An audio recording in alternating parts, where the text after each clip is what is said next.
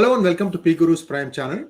This is Sree Iyer, your host, and today I have a new guest, Major Madan Kumar. And before I give you a brief bio about him, let's welcome him to the channel. Major Madan, namaskar and welcome to PGurus channel. Namaskar, Sreeji. Thank you and thank you. Happy to be in your program. Looking forward for a good interaction with you. Thank you, sir. And we are looking forward to a wonderful interaction here. Viewers, for those of you who do not know Major Madan Kumar, he's a regular on many channels, many YouTube channels and TV. And I'm just going to briefly read out his profile. He is an alumnus of the prestigious Officers Training Academy. I think this is the Chennai one, right? Chennai one. Yes. He's a veteran, he's an entrepreneur, he's a logistics professional, corporate guest lecturer, geopolitical analyst, a left-hander, a southpaw, and management education from XLRI and a soldier by mindset. Nation first and always. Coaching and mentoring for students in SCM and defense aspirants. He's also a co-founder of Armor of Care, ARMOUR, of Care. It's a group of selfless volunteers comprising of ex-defense officers, doctors, and young civilians of India.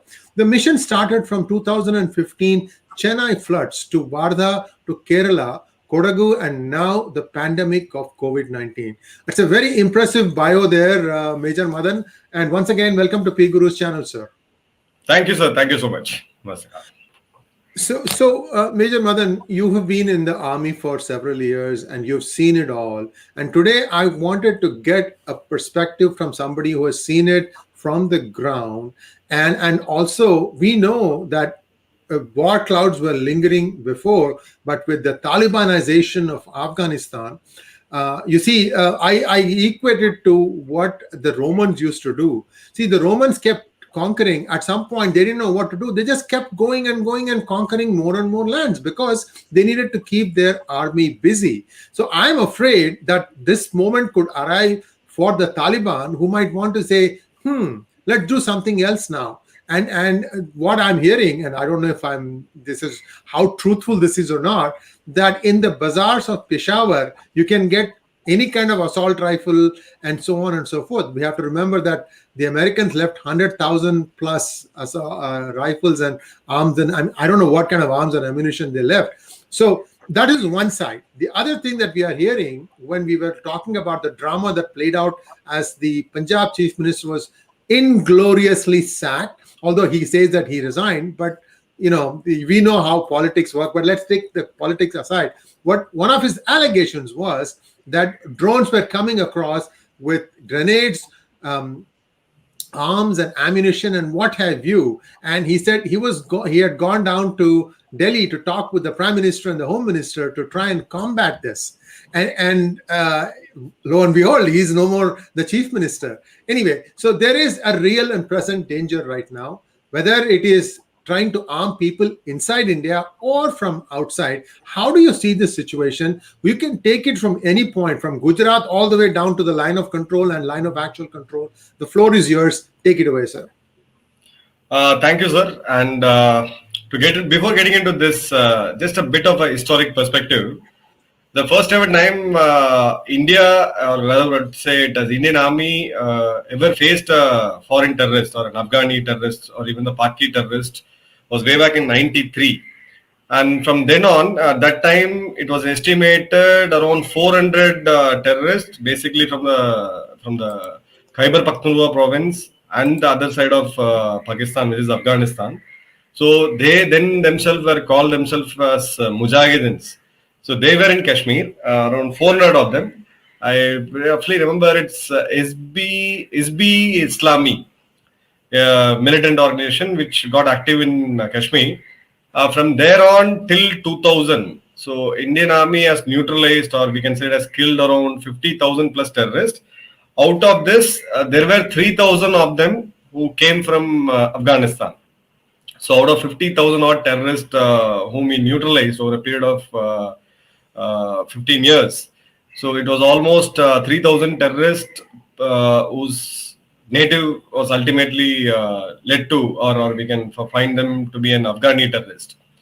So today we have a similar situation after 2 decades after the inglorious exit of US from the Afghan soil, and now the Taliban's estimated foot on ground, the number of terrorists on ground is anywhere between 70,000 to 90,000, out of which there are almost 10 to 15,000 of Pakistani origin terrorists who call themselves as Talibans. So today they have captured the nation. They have thrown off a democratically elected government. They have taken over the government. The Sharia has been imposed now with their own understanding of Sharia. Now, will they be able to accommodate all these 90,000 people on board and run the government or run the country? That is impossible, because as we speak, it is a parallel governance which is going on, because they don't know how to govern. So they took the Afghani police who were kind of surrendered to Talibans, and to over supervise them or to supervise them, they have the Taliban forces on ground, their own terrorists on ground, and that's how it's been running. So what we can assume is there will be a lot of spillovers, there will be a lot of jobless terrorists who knew nothing apart from living in caves and fighting the so-called jihad or whatever they call. These people can be recruited for a certain amount of money. They can be made as a mercenary force, which I just spoke about that we had that in the past. Those people can be recruited by ISI, which is already on there, and also by Chinese supported terrorist organizations in Pakistan, and they can infiltrate into Kashmir. So what has changed then and now is today we have a very robust tier 1 fence all along the LOC, close down to 760 kilometers plus. So we have a 4-level fencing system with all upgradations. Way back in 2004, when the fencing was happening, I was there in Poonch, one of the closest border areas, hardly a few hundred meters away from Pakistan. So we had made a fence in LOC. So it is not that easy to cross over the fence and come inside. Nevertheless, the infiltrations are still happening. There are innovative methods these terrorists do use and breach our security. So once they come in, there are the regular Indian Armed Forces, Indian Army forces who have been deployed in the counter-terrorism grid or the counter-terrorism grid at the border area. And in the interland, we have the specialized force to deal with them, which is Rashtriya Rifles, a sizable force with almost 3 decades of experience in counter-terrorism operations. So they take care of the second tier of defense, supported with by the CASF and the civil police of JNK, the special forces, and a couple of other paramilitary forces which are available. So it is not going to be that a cakewalk in a scenario where we saw in 93, 5,000, almost 3,000 plus terrorists could infiltrate, and there was almost 50,000 plus violent incidents, be it a bomb blast or IED or killing the military personnel or killing the civil officials. So those kind of stuff we can expect. But as I said, there is a solid, robust system of managing these threats. There are good amount of fine-tuning which the army is already doing it as we speak to neutralize this. We classify them as FTs, the foreign terrorists. But the worry thing, the certain toothaches which we have definitely is, as you said, almost 1 million plus lack of small arms bounty which was left by US to these forces. Now they have already found their way into Pakistan. Assault rifle is selling anywhere between 150 to 200 USD, as low as it. So this arms which has come in, the illegal arms trade which has come into Pakistan, so it takes 3 different routes. One is the traditional terrorism which the Pakistan nurtures, and then second is the drug trade, drug mafia, starting from British Columbia all the way till China and China on the other side of the world. And third is the infamous sex trade, which they call enslaving females and selling them for money. So these people have already had their hands. The other expert reports around the globe says this. And there are a couple of disturbing visuals which we saw in Pakistani media as well. These rifles have been getting sold. So availability of arms and that too assault weapons like M16 is going to be a cause of concern, not only for India, for almost all the countries. And also the major concern which we are going to face right now, which we haven't faced earlier, is this night vision devices going into the hand of terrorists. Now, as we speak, the current scenario in the counter-terrorism grid, soldiers are night vision. They are night vision enabled, which means in a typical night operation like an ambush or a shadow search and destroy operation, our men can do see these people in the night, and those people are night blind. Unless or until they pick up some noise or telltale signs, it's impossible for them to really identify where the army has laid an ambush. But today they have been equipped with night vision devices, which are pretty much a toy to use it. So it doesn't have major trainings and stuff which is required, and which can be transported easily, as you said, through drones and other means. And all those assault rifles, plus the grenades, the hand grenades, the ammunitions, their bulletproof vest, bulletproof helmets, the soldier gear we typically call, and more than this, the bigger issue we will be facing now is the night vision device, because both of us can see each other during a night operation. So we haven't at faced such a scenario. Unlike with the traditional army, things are different. With Pakistani army, it's different. But with a terrorist force laying hands on this technical tactical gadgets is definitely a cause of concern. For a time being, or I would say for a period of short period, it may lead into more blood from our side.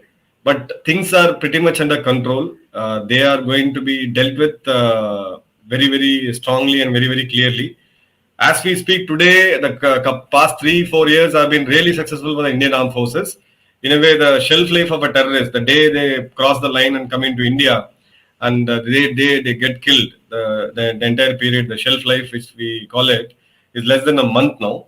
So we can expect a certain amount of infiltration push before the winters, before the snow sets in, or if not by the next summers. So the influx will be there for sure, be it Kashmir and or be it parts of Punjab even. But as we said, the sudden or an unpopular move of Captain Amrinder Singh out of his chair, and then we have a new incumbent chief minister coming in, and a very, very sensitive border state. Now, Punjab has already seen one round of insurgency, terrorism, Khalisani movement, followed by a series of terror incidents, and then later on by the drug infiltration, a couple of, or I would say, period of 3 to 4 years or almost 5 years. So we saw a lot of drug smuggling, and now comes the drone threats. So we have secured our border in terms of fence. The Punjab border is very much secured in terms of international boundary. We've got a very, very solid, robust fence system guarded by our BSF. But nevertheless, these drones are going to be a threat.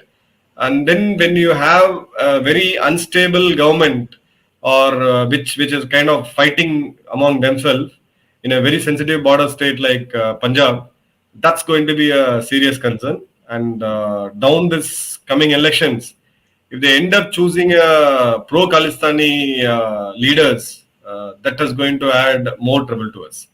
So this is the immediate scenario which we can perceive for coming 6 months to 1 year. Thank you very much for that initial observation, Major Madan.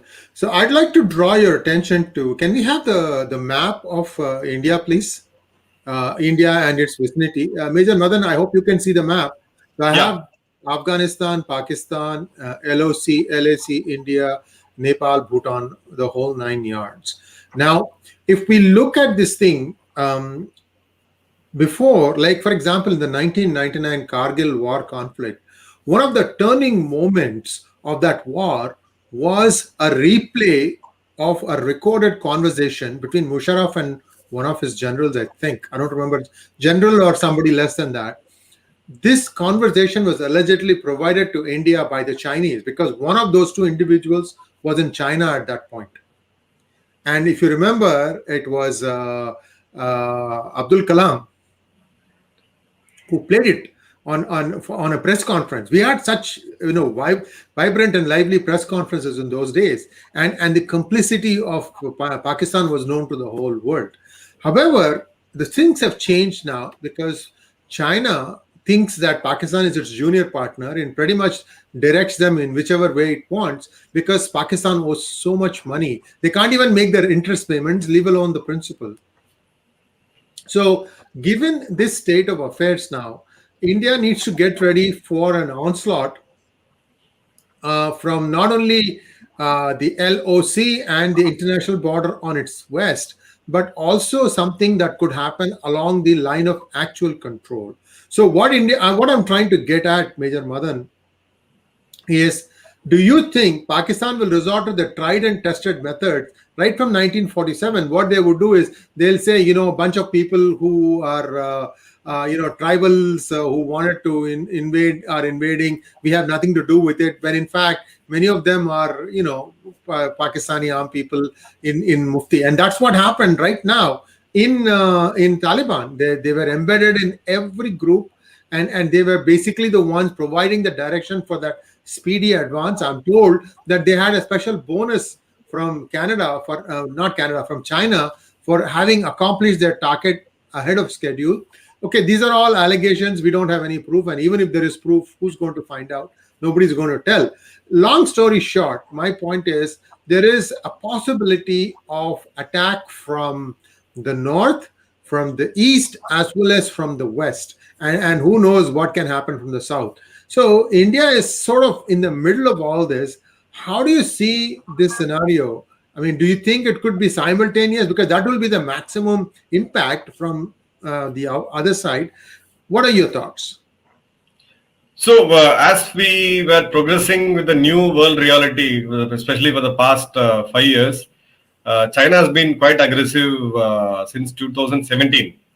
And then we have seen number of incursions, number of confrontations, and finally the Galwan happened, where we had lost 20 of our soldiers, and they will never agree to their own casualties, but it was closed down to 60 if you go by the reports. The point of 2.5 front war, which is one is Pakistan and one is China, and the other half is basically the terrorism. So the 2.5 front war is very much possible, and we have also rehashed our entire military doctrine. The concept of theaterization is basically to address these issues. Each theater to focus on specific, one for Pakistan and one for China. And we have a specialized force called Rasha Rifles in the north, and Assam Rifles in the east, which comes under the Home Ministry to deal with the balance point fight, which is the terrorism. So we have a grid in place, and things have been evolving continuously. Certain facts, brutal facts, which we need to look at is where we lag and where we lead. In terms of air power, yes, we have our Rafales in place now, and we have ordered for a few more Mirages, the used ones. Basically, which will be used it's called a midlife upgradation. It's going to strengthen our Air Force for sure. At least it will prevent the Air Force from depleting its fighter plane assets. And then we have a lot of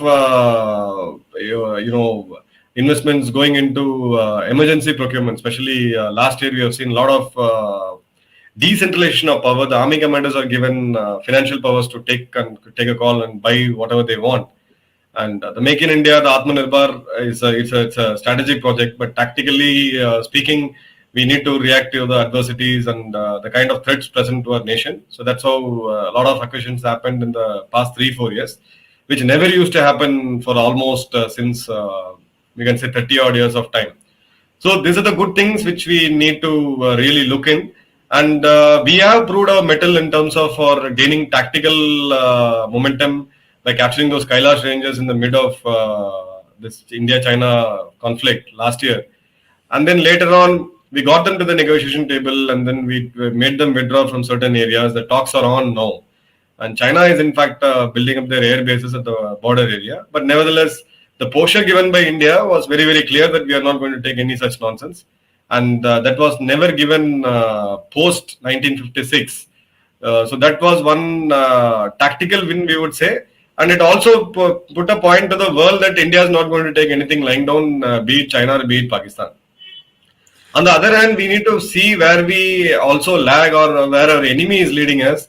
One thing with Pakistan, the way they have acquired the drones and the modern technology drones they have acquired, or which they are acquiring from Turkey and from China, that's the area where we are kind of still lagging, maybe a 5-year lag, I would say.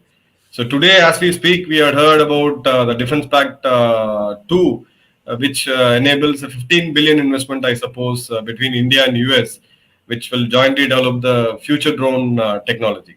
But that's a long-term project. Today, when we speak drone warfare, the contactless warfare, which we say, Pakistan has got a slight edge. Like in Kargil, we had thing. We never had a weapon locating radar, and we couldn't trace their weapons. And Kargil taught us a lot few lessons. Later on, we went and acquired WLRs. Similarly, out here, drone tech is one which we need to quickly match our enemy on the Western Front, and also a lot of war exercises will be done by the army, the able leadership of army. They'll be doing a lot of simulation and drill to actually practice and do see the real life mock drill of all this exercises, war exercises or war gaming of this 2.5 front warfare. One on the China side and one we can assume Pakistan, and the third half is like the 0.5% is basically the terrorism. So things are looking. It's a security concern, we would say. It's not a threat as of now, but these things are possible because one thing is we can be rest assured: Chinese silence, it cannot be taken as cowardice, or it can be taken as silent. Chinese are really silent. Last year to this year, they have built around, or they are in a process of building around close to 10 airfields, very very close to our line of actual control. If we see the last year's thing, Sree, our tactical advantage, or I would say the strategic advantage, was our air force, because we had multiple air bases close to those things which you see near the AGPL, where we had a couple of air bases in India. We had a depth, so we can always reach. China lacked that. They had around few air bases. Refueling was an issue. High altitude. How much load their fighter jets can carry. Those things were all issues, but we were comfortably at that advantageous situation out there. But China is it's fast closing the bridge, or bridging the gap, I would say. So they are also catching up. And one thing India is also trying to catch up is by extending the northeast frontier roadways. We are pretty fast, and we've seen the world's highest tunnel being built, and the world's highest bridge being built and inaugurated. So things are happening fast at both ends. But because this is a posture, when you give a strong posture to your enemy, you also have to be backed up by the logistics and the kind of technology which your enemy has. In that sense, it's a cat and mouse race. Countries are leading. But as far as Pakistan is concerned, we have to accept the fact that they have a clear tech, or what I would say, a short-term advantage in terms of unmanned warfare, or the non-contact warfare drone systems. For example, the attack which was attempted on the Jammu airbase. So those are basically the commercially available toy drones which can carry a weight of around 5 to 10 kgs, and which would not cost more than, say, for example, 10 lakh, not more than 10 lakh of investment. If it would have hit the hangar of any one of our Mirage aircraft, you would have lost in crores and crores of money and the strategic assets as well. So those threats are still there. These are low cost and high inflicting injuries which Pakistan is trying to do now. So one thing is very clear: the drone is going to be a menace, especially in Punjab. Gujarat and Rajasthan has got a very vast. The strategic assets are not as close as it is in Jammu. Say, for example, Pathankot Air Base, or even Chandimandir. These are, or even Jammu. So these are the serious threats which Pakistan is posing now, and the new breed of terrorists, or you can say the Taliban 2.0 terrorists, which they are trying to, which they will eventually get them to Kashmir to fight against us. So that's a threat at a short-term perspective. But we have to catch up in terms of our air-shaking capabilities, which we have a slight advantage as of now. But in other things, especially the drones, which Indian government is in the process of acquiring swarm drones, irrespective of the homemade one. So that's going to be the focus area for at least the next 3 to 4 years. Thank you for that. So, Major Madan, so we so far talked about on the ground traditional warfare.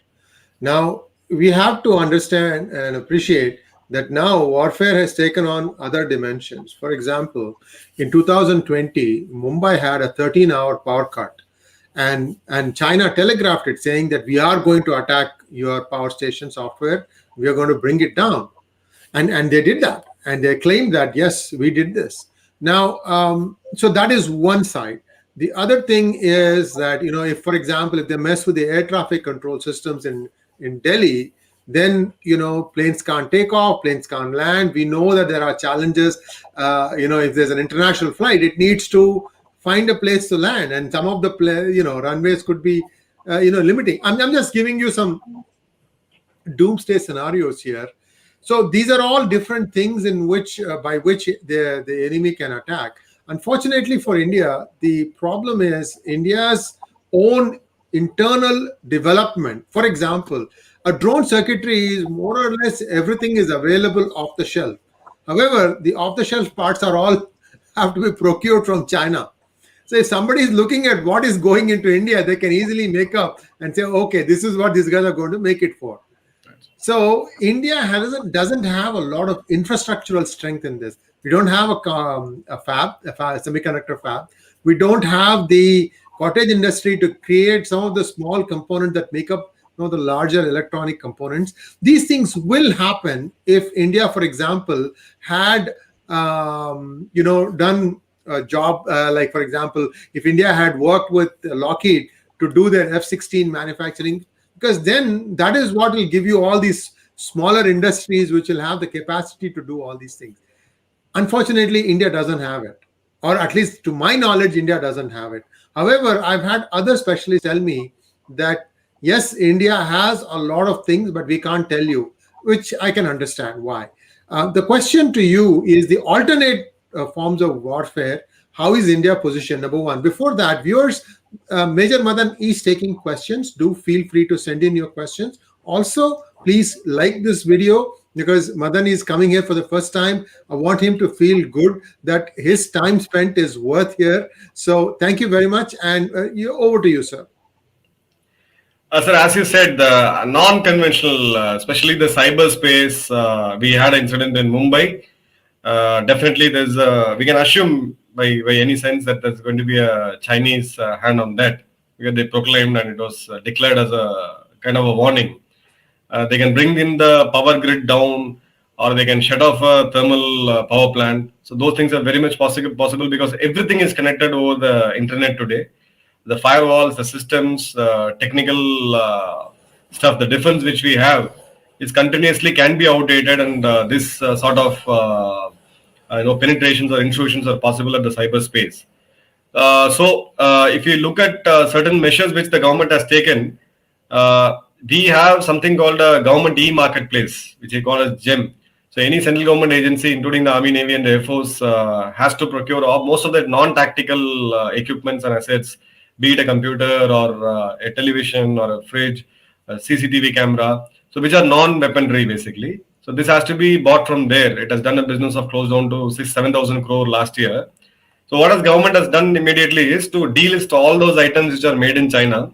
So you got to disclose each and every seller out there. It's an Amazon basically, B2B. The government buys it and the companies in India sell it.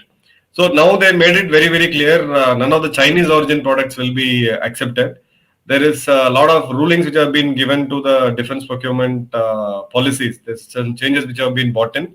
For example, Indian Navy has told all their vital installations to remove the Hikvision cameras. HIK. Hikvision is Indian company per se, but it's got a sizable amount of Chinese funding, and it's basically assembled in India. The components, as you said, comes from China. We don't have those components being manufactured in India. Now, Hikvision has been told, the Navy has told all their installations to remove it forthwith. But as you said, the problem is what will we then put it? What will we put there? It has to be a purely Indian-made product where, like, at least we source those critical semiconductors and chips in India. So that's a long way to go. It's just started. This would have, if we would have done this way back in 95 to 2000, where China was actually taking a lead. Till then, India and China were sailing almost in the same boat. By now, we would have been a global competitor for China, but it was very unfortunate. Those leaders of the political leadership especially didn't have such a vision, and we have to pick up pace now. So the small tactical corrections the government is already doing. So most of the government tenders now it's been very very clear. Every seller has to declare the components. Even if you sell out a machine, if you have few components being sourced from China, it has to be declared. So those kind of checks and measures has been put in place because we cannot allow to put those CCTVs in our defense establishments and strategic installations, and then let the Chinese sit at their own comfort in some Chinese city and monitor all this. So that threat is always there. And as you said, sir, like, do we have a cyber command in place? Yes, we do have. But a lot of this actions which the defense forces and the intelligence agencies, which they counter, which is a counter intelligence or a counter cyber warfare, is kept under the carpet for obvious reasons. We need to have high level of security. This has been information on this has been denied even in the floor of the parliament because it's very very sensitive and it will pose a serious security threat. So we will rest assured that there are a lot of things which has been happening in the hindsight, which we will not be aware as common citizens, because the number of incidents when it doesn't go up, the security industry per se, if like you got the best of the the fire extinguishers and the firefighting equipments for your organization, but you would never want to use that actually in the real life. So similarly, these agencies, if they fail, then such incidents happen. So we don't have such a staunch data, or we don't have a movie feel like Hollywood, where you would say, American sniper kills around 200 odd terrorists sitting in a place and he never gets shot. So those kind of cinematic things are also not available for us, even for the public to digest and to cherish this. But definitely, cyber is one space which our own CDS, the Chief of Defence Staff himself, has told that this is one space where we need to improve our potential. Having said this, the southern part of India, which is the human capital in terms of IT, the information technology, and these things, are a lot of friends whom I interact with. So the cyber security profession is still in a kind of a nation stage where our young mind and young people have either they migrate to US or shift to US and work there, or sitting in India remotely they take an offshore project of a US based bank, or maybe a UK based bank. The backend is happening here. So this is one space where we can quickly catch up. It will not take much of a time, maybe a 3 to 5 year of a period. We should be able to catch up with this. But the larger threat of propaganda warfare, which is like it's not seen, it still looks like whenever I speak to people, they think that it's a conspiracy theory and I have political comments, nasty comments coming out me. That's fine. But the fact is, the propaganda machinery of China is too strong. Today, when we look at the Hollywood industry, almost 40 to 45% of the money which goes into making those movies is coming from China now. It's a Chinese-based companies. Now, similar infiltration has happened in India. There's one investigative journalism, small-time investigators have published an online article, which I happened to read that, which clearly says that the Chinese have fair amount of influence in Bollywood, in the think tanks in India, in the editorial, the columnist, the channels, YouTube channels, the social media influencers. So they are able to reach far faster and better than what we could imagine. And in fact, the China's doors are completely closed. They don't have Twitter, they have Weibo, and those things are highly firewall.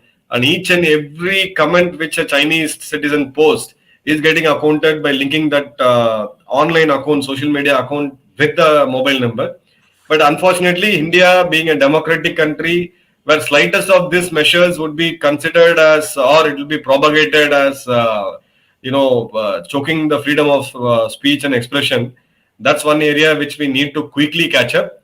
Because of late, if you see a US-based organization like Twitter, which can briefly block the tweets or the official handle of the law minister, then Sri Ravi Prashankar Prasad ji, then we have actually let a monster to grow, and then we are trying to tame it and put those rules in place and stuff.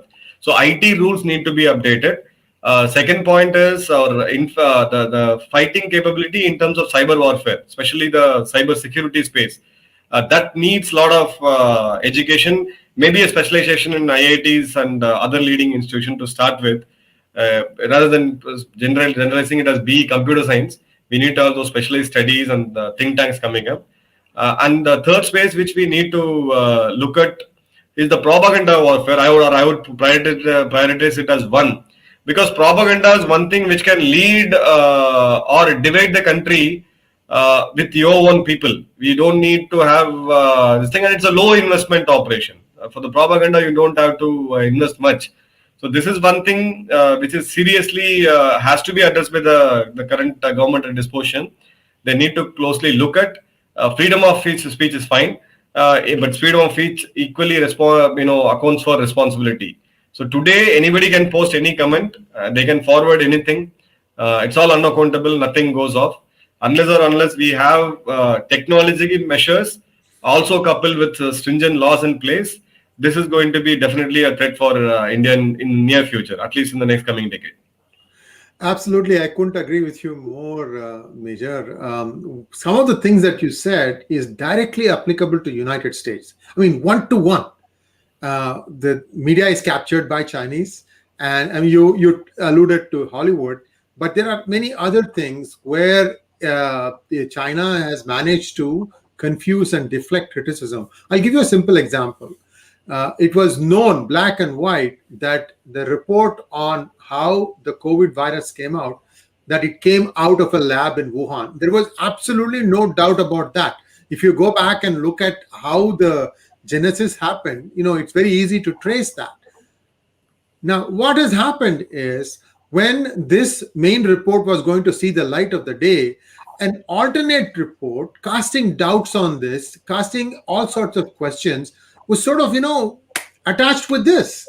So suddenly what happens is people are saying it may be this, it may not be this. So there is this doubt, seeds of doubt have been sown.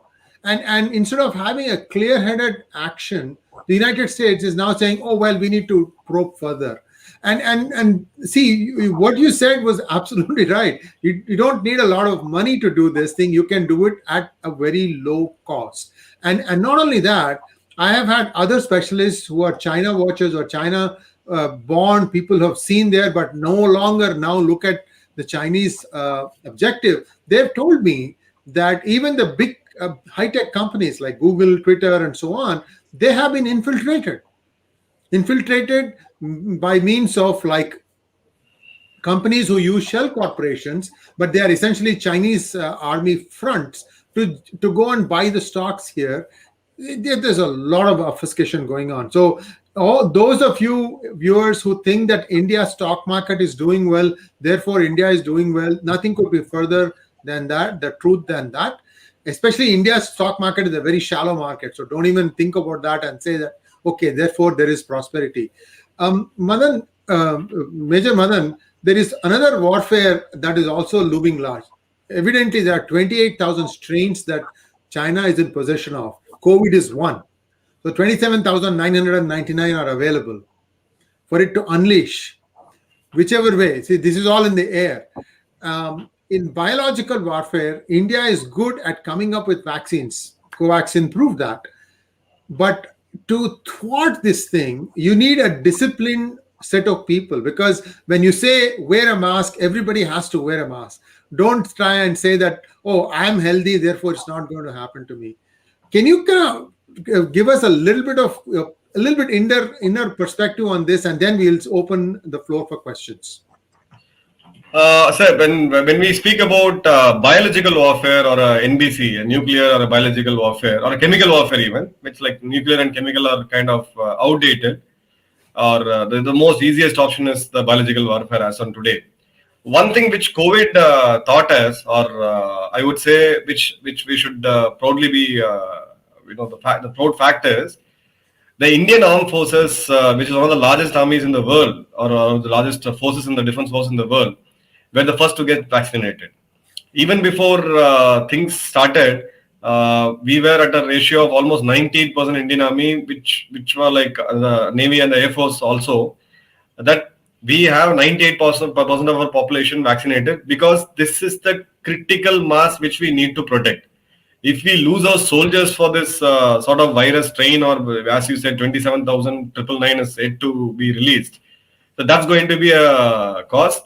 But as we said, hats off to our forces and the political leadership. We quickly got our soldiers saved, and that's how we were able to put such a brave front on the eastern side in the face of the enemy with China.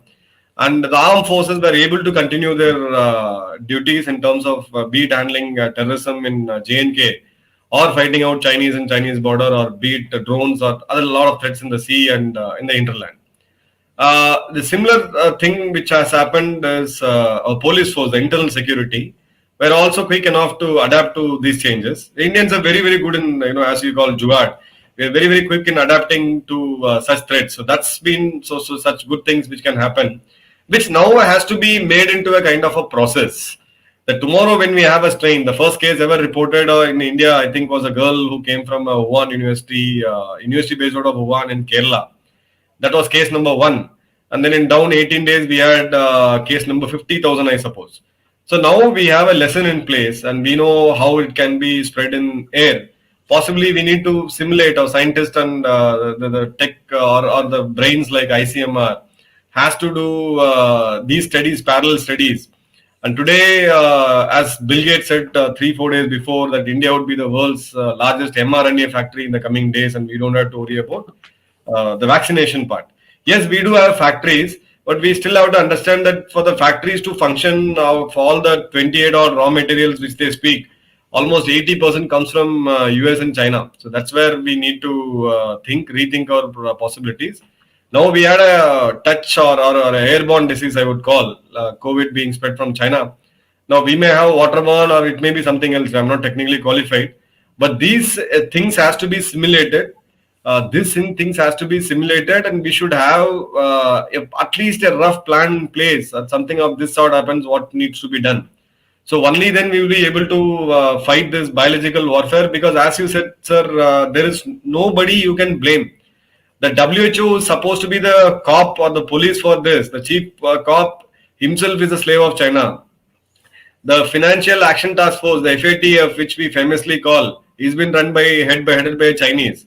Most of the UN organizations or the World Health Organization is either funded or run by Chinese. Now, in no way we can go and make the thief accountable because he holds almost all the thing. It's like a big don who is sitting in a city who controls almost all the vital organizations of government. So that's the position which China is in, and the one which is supposed to stand up and oppose is America. And unfortunately, we have seen an election which was actually should have been fought on China and the Wuhan virus, which we call, but it was fought on something else. And we have a president with this very infamous or inglorious exit from Afghan. So there is nobody to challenge China globally. So they started forming alliances like AUKUS and stuff, which specifically deals more to do with military way of doing things, be it warships, nuclear submarines and stuff. But this particular threat of biological warfare, I think India has to stand on its own. We need to also guard our neighboring nations like Nepal, Bhutan, Bangladesh, Maldives, excluding Pakistan. So that's where the world countries, the smaller countries, are also looking at India as a power. This is the place where India can kind of protect itself, and also India can be a global superpower in terms of such scenarios coming up in the future. So we have to, the government has to really focus on this area. And out of some health budget we speak, around I think 1.5% of the GDP, we need to earmark certain amount of money on these researchers and R&D to counter such threats in the future. Thank you very much, Major Madan. And that was a 360-degree view of India's preparedness to encountering whatever it is that's going to be get thrown at it. These are new, unexplored areas, but India has help. United States will help once it kind of gets a little bit more hands-on situation. But I think India has some friends.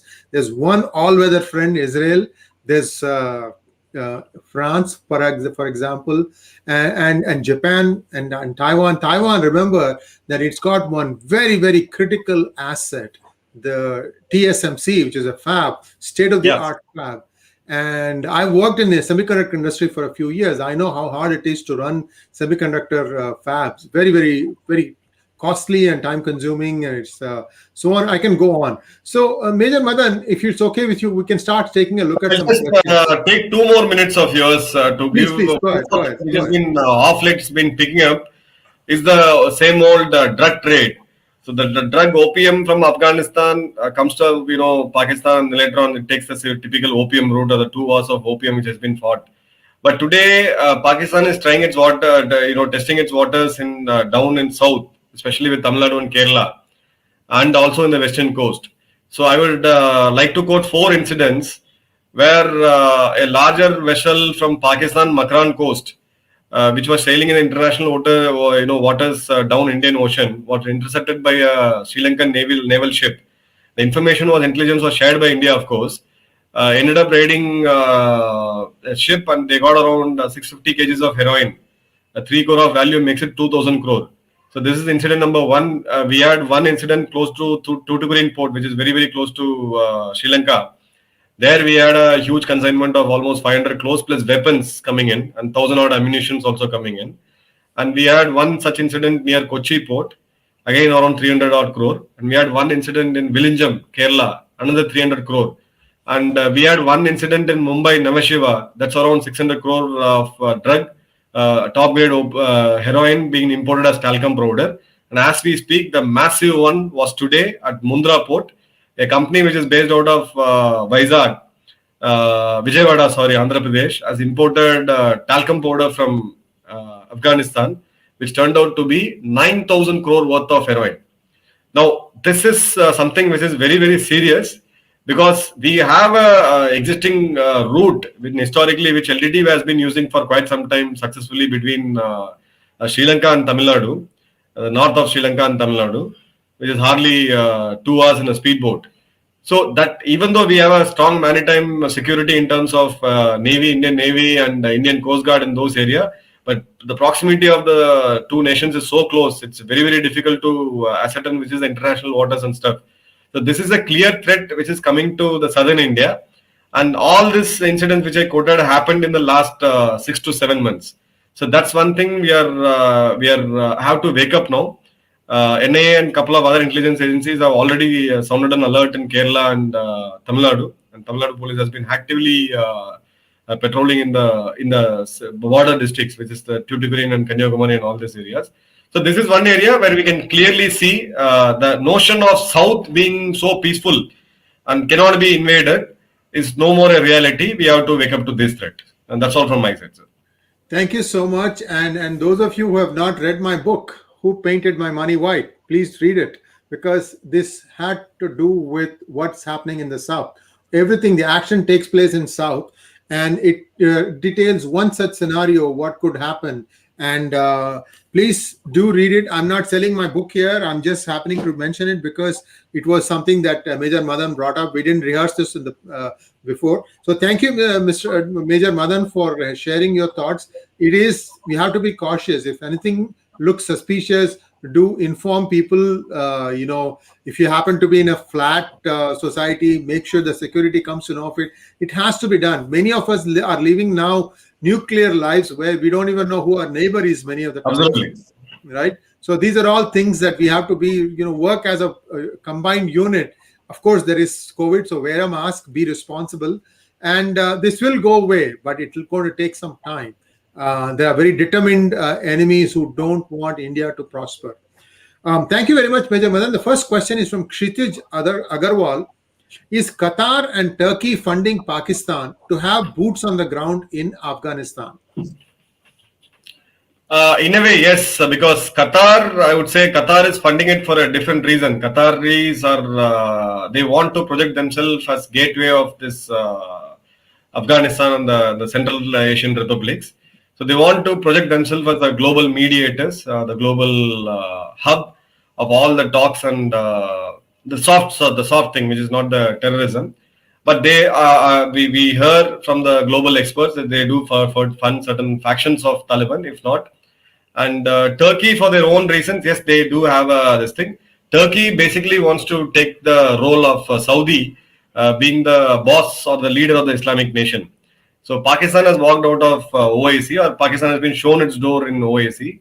So Turkey is one which really wants to take that position of playing the big brother of Islamic nations. That's the precise reason why Turkey commented, Erdogan commented on Kashmir and stuff. So Turkey is going to continue this, and we can see that in future as well. Next question, please. DDA, can you please give your full name? Why doesn't India have a cyber army like the Pakistan's ISPR? So, a cyber army, as I said, it's a sensitive affair. We may not rule out. I would put it very diplomatically. We may not rule out that we can't say that we don't have. I'm ruling it out. The way it works is whatever, as I said, drone technology, Pak is leading. So definitely we will do a catch up. Similarly, out here, if our enemy has such a strong cyber army, you can very much understand any logical sense. India would also have its own capabilities. Next question from Rohit Kallakuri. Indian Army has stated that it is capable of a 2.5 front war if needed. How lethal can this one half of a front be in a situation if such a situation emerges? See, the 0.5 will it will give you a tactical advantage. It will not give you a strategic advantage. For example, if we assume there's a 2.4 which is happening, so a lot of army is being committed in the counter-terrorism operations as we speak. So the army will be redeployed eventually for their conventional role, which is fighting a war. So in that sense, this counter-terrorism operations will be per se be taken over by the state polices and the paramilitary forces. So these terrorists, if there are too much of active terrorists in Kashmir and other places, they can specifically target your strategic targets, like the one which happened in Pathankot Air Base or the Uri camp, the army camp, which was saw an attack. So those kind of attacks are possible.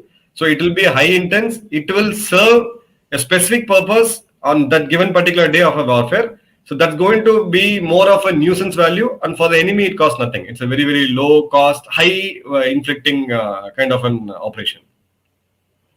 Next question from Ganesan Narayanan. Is it possible to mount an irregular operation to neutralize the terror masterminds in Pakistan with deniability quotient?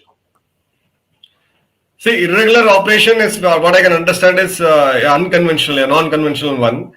So non-conventional, we have seen such responses in the past, be it Balakot strike or Uri surgical strike, where we did go inside Pakistan and strike their targets at their origin. So this is slightly different. It is a kind of giving a disproportionate response. So only when we adapted the strategy, the current government, when this adapted the strategy, we never saw incidents like Mumbai, a large-scale attack where terrorists came inside a big city. The city was under siege for almost 2 days. The stock exchange was closed. So such scenarios is not bound to arise in future because of one simple reason.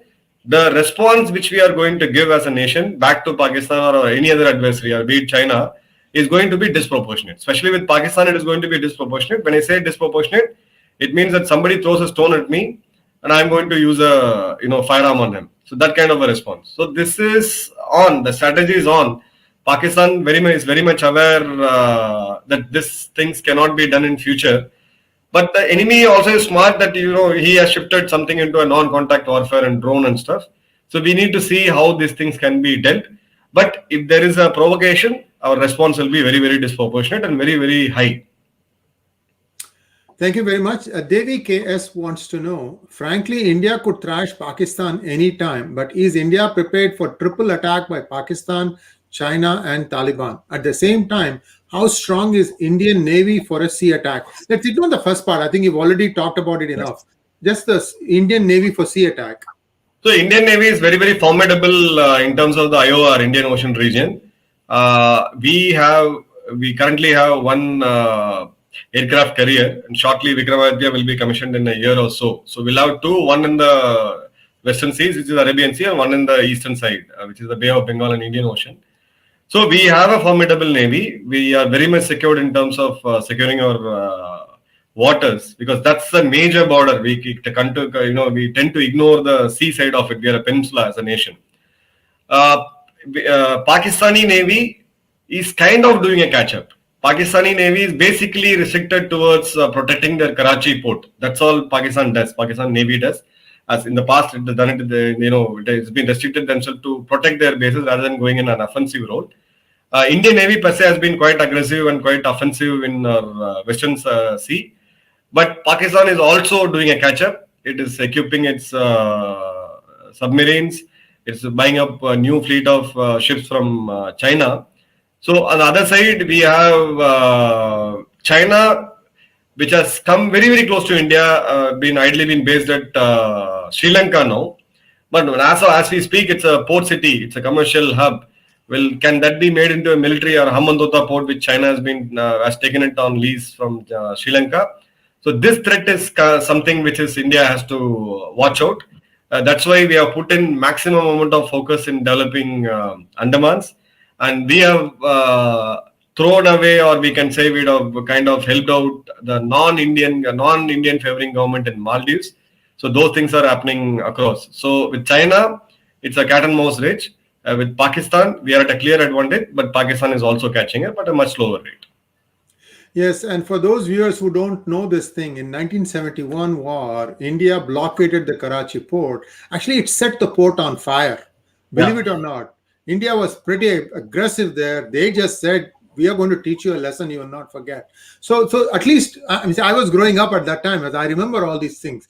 Very amazing stuff that happened when India is. If you push India into a corner, it is going to respond in a very very ferocious way.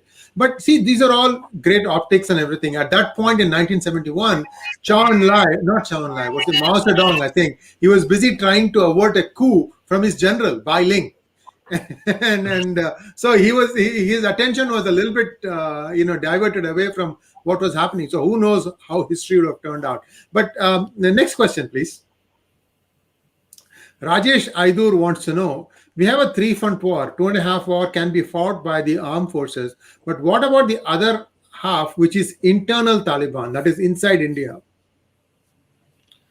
So Rajesh ji, the answer for that is we all of us, 130 crore people, 30 plus crore people, the vote which we use, the governments which we choose is an answer for this. We cannot outsource our entire security responsibility to the soldiers out there. As a citizen, our voting percentage, especially in cities, is pathetic. So if every one of us are aware of the political scenario, so my voting preference would always be the nation comes first. The state interest comes second.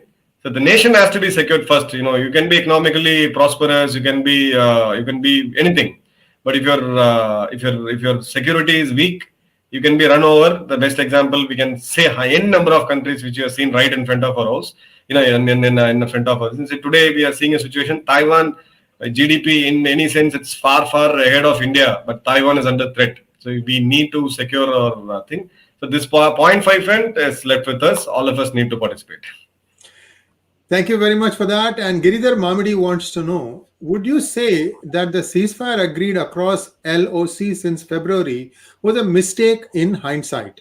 Should Bharat open its guns to keep the Pak army busy even on their eastern front? I have something to also add to that. Please go ahead.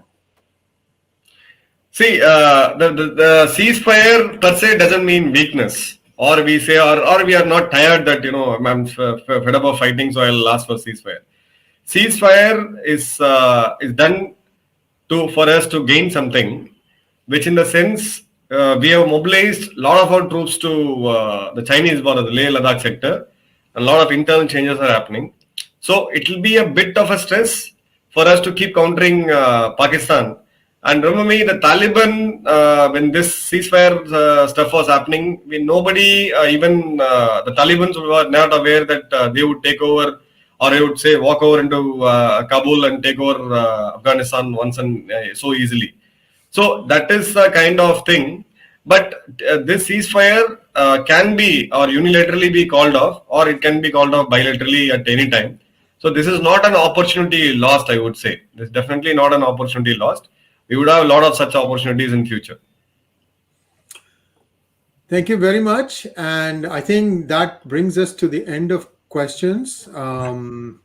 Major Madan, today's talk was a revelation because a lot of things that we covered, you haven't pulled any punches. You said there are weaknesses, there are strengths, and The country needs to know what they are and be aware of it and act accordingly. So a lot of stuff that I think have our viewers have not heard came to know today, and we're going to have more such conversations because I'm hoping to have you back again where we can take a little bit more in-depth look at some of the technologies, because I used to work in semiconductors, and my neighboring company was a small drone manufacturer. In 2010 2011 they were close to shutting down, but then suddenly drone technology took off, and I'm talking about a company called General Atomics. Many of you may not know it, but this is the company that is at the spearhead of latest technology. They were talking about an 8-inch drone that would pack so much power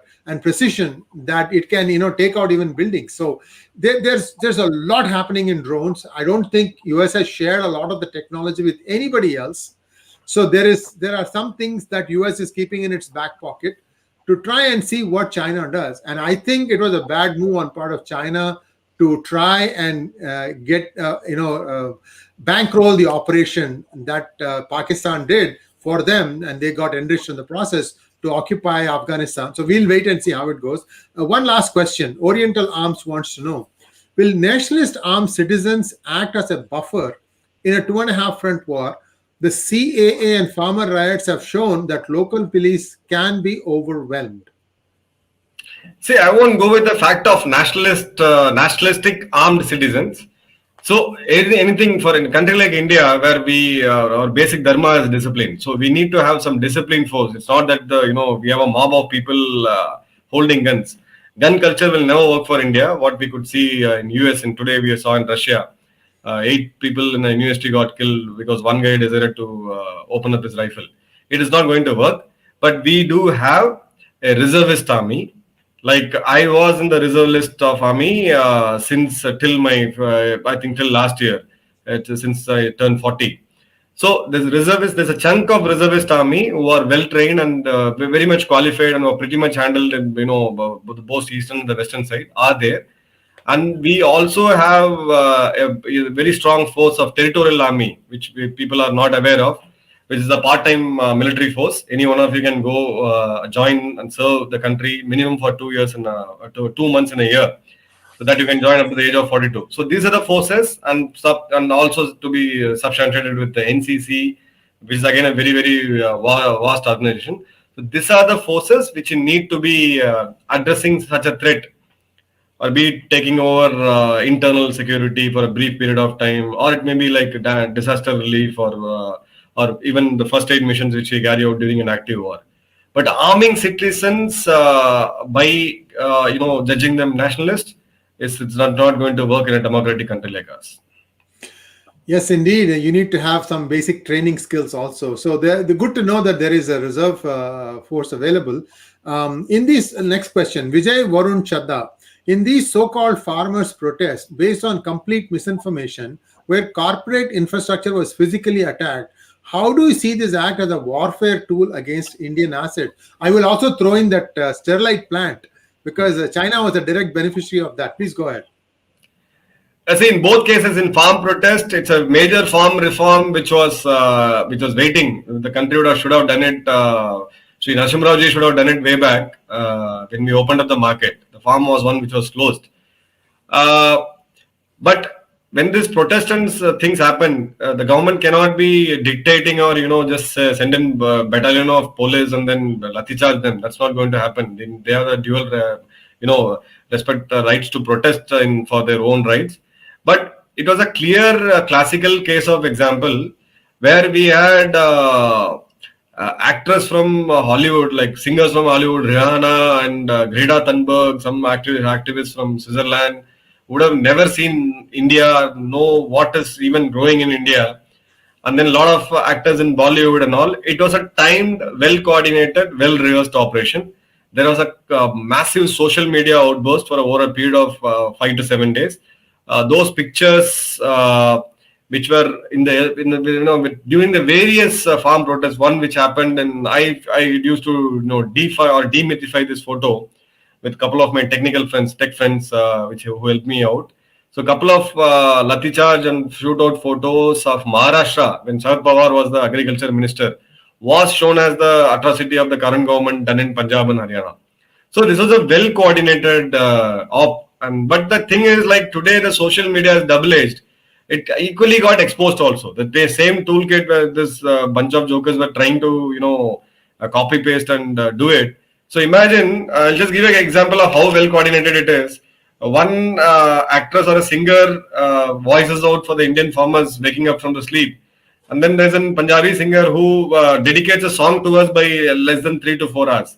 So these are all well coordinated efforts, but certain measures like shutting off internet, we do keep doing it in J&K as and when required to just subtle this was required. Maybe that was not taken considering the agitation and stuff. But we also need to understand that later on part of it, it got restricted, it got confined. It was not a national farmers protest as it was being projected. It was specific to one particular state called Punjab and the spillover which happened slightly in Haryana. Similarly, we had something what Sree just said about Sterlite, which is the largest copper manufacturing plant in the country, present in down south in Tuticorin. This is not a new factory; it's been there for 2 decades plus, and all this protests and stuff happened, and there's a lot of foreign money which came in. Those protesters were there on streets, and then the law and order went haywire. A great angry mob went inside a collector office, trying to attack police officers, and they in turn fired, and it resulted in complete chaos and loss of life. There was a very sad situation, and then the plant has to be shut down. So from last year till this year, anybody who is in the real estate industry or dealing in the electrical industry is aware the prices of copper has gone up. So the copper accessories like your domestic wires and stuff, everything prices has gone up because from a portion of exporter of copper to the world, we are now become the importer of copper, and that too from China. So now today, once the elections are all over and then we have the political regime change all happening, the same set of people who are there in the initial stages, today I saw them in the local media voicing out that we have lost our employment and the Thoothukudi port per se has lost a lot of opportunities. We are drivers, our trucks has to run, we have lost our livelihood, so the plant has to restart.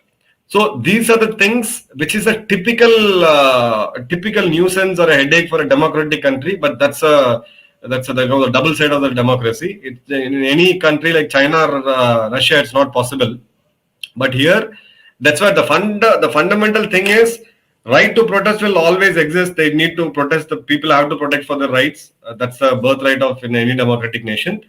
But the medium which is getting misused is basically the social media, which is what I've been trying to say, I've been vocal about. It has to have the accountability, which means when I post some tweet or when I post some comment in whatever name, irrespective of my nicknames or pseudonyms I have, I should be able, the law agency should be able to trace me. That's missing in India.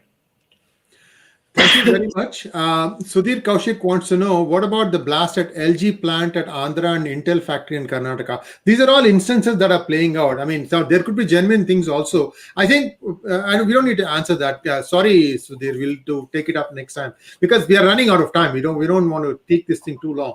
I just wanted to observe a couple of things.